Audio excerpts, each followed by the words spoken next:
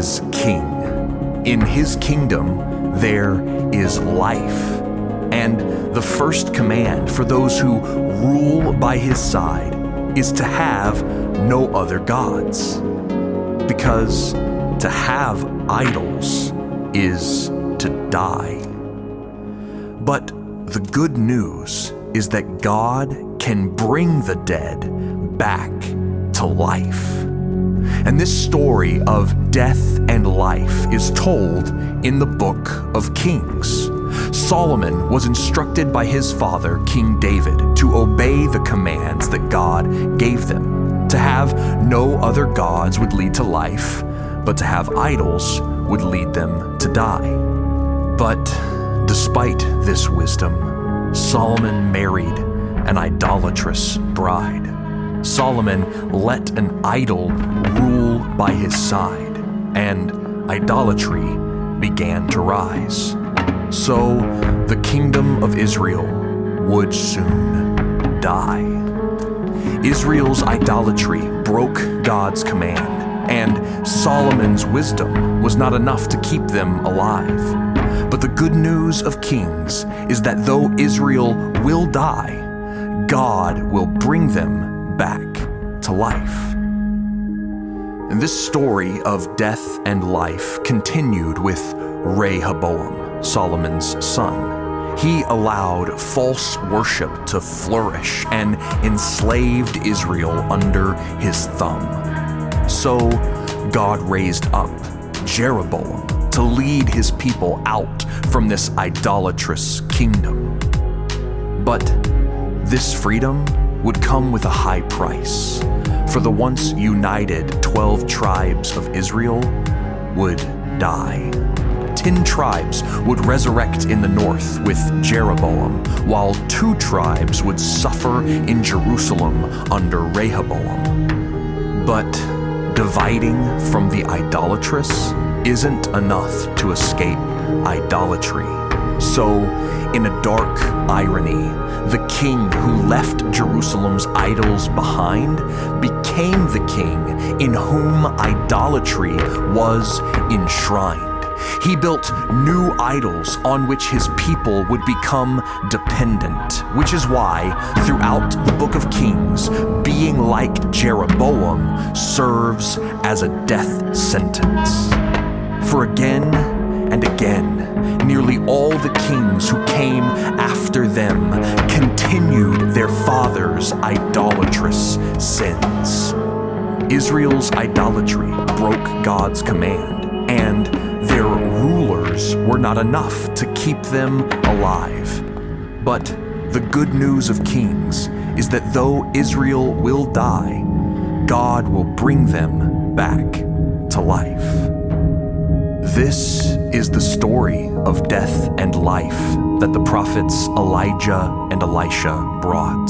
Through words and miracles, Elijah taught Israel and her kings that death wasn't just the punishment for her idols, but the way God would save Israel from the death her idolatry brings.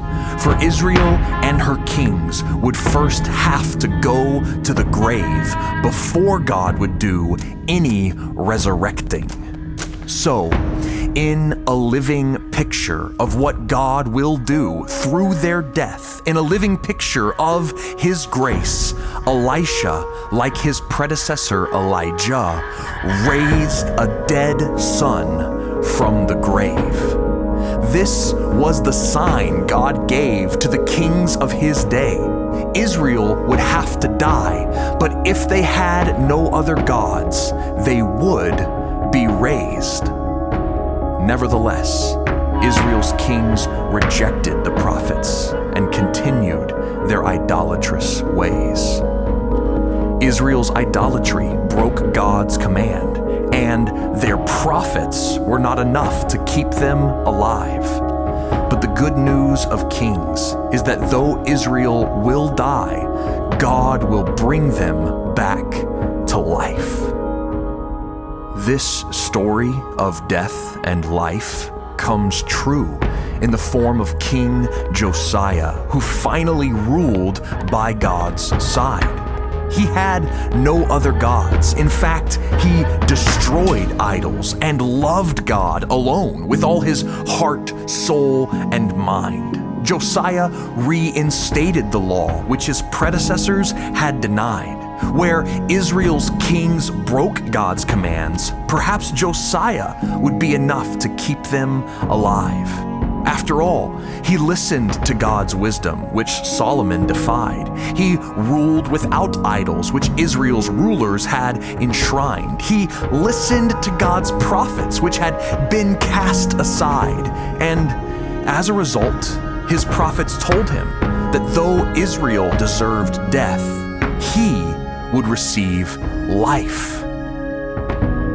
But Israel's idolatry had broken God's command, and even Josiah was not enough to keep them alive. For as the prophets said, Israel and her kings would first have to go to the grave before God would do any resurrecting. For just as Israel in the north died by the hands of the Assyrians, after Josiah's death, Judah in the south would fall to the Babylonians. And what's left of Josiah's throne would go to his evil grandson, Jehoiakim. But the book's final note tells the same story of death and life.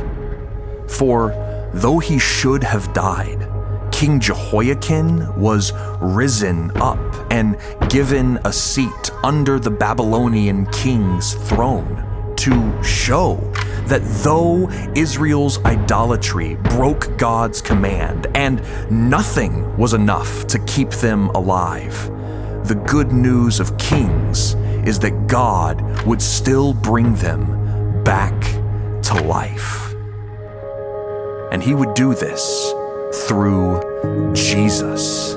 Jesus was Israel's true king who came to his dead kingdom to bring them back to life. He would repeat the story of kings, but this time he would be more than enough to make them alive. Jesus was wiser than Solomon, for he kept God's commands. Jesus was greater than the kings, for he ruled with love in his hands. Jesus brought a better hope than the prophets, for he would achieve God's prophesied plans. And in living pictures of what God would do through his death, in living pictures of his grace, Jesus raised the sick and the dead from their illness and the grave. But Jesus and his miracles were not just pictures of how God would use death to bring life. For Jesus himself would embody Israel's death. Like Josiah, Jesus would be the good king who dies. For he too destroyed idols, but not in the same way as other good kings had tried. Instead, Jesus is God the King, whom we are to have no other gods beside. Jesus is the ruler we are to love with all our heart, soul, and mind. But instead of being loved and worshipped, Jesus was crucified. This idolatry broke God's command. But Jesus' cross is enough to make us alive. For the good news of the gospel is that though we all have died, Jesus can bring us back to life.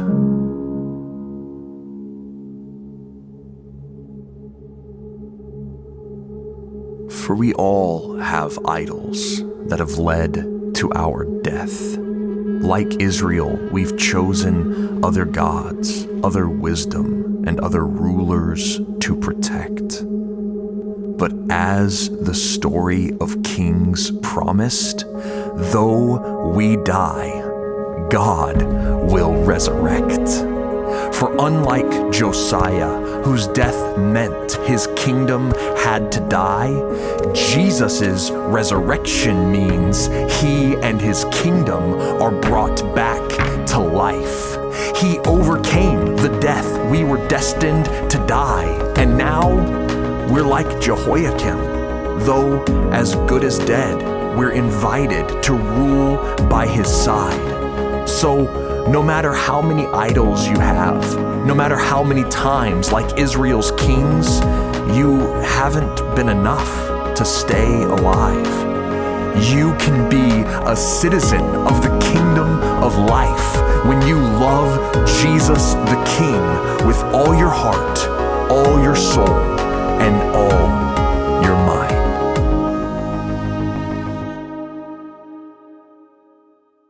Hey everyone, I'm David. Thank you so much for watching our video introducing the book of Kings. We are Spoken Gospel, a nonprofit dedicated to speaking the gospel out of every corner of Scripture through free resources like this video you just watched. If you liked this video and want to help us make more of them and make them for free for everyone, we invite you to donate what you can by going to spokengospel.com.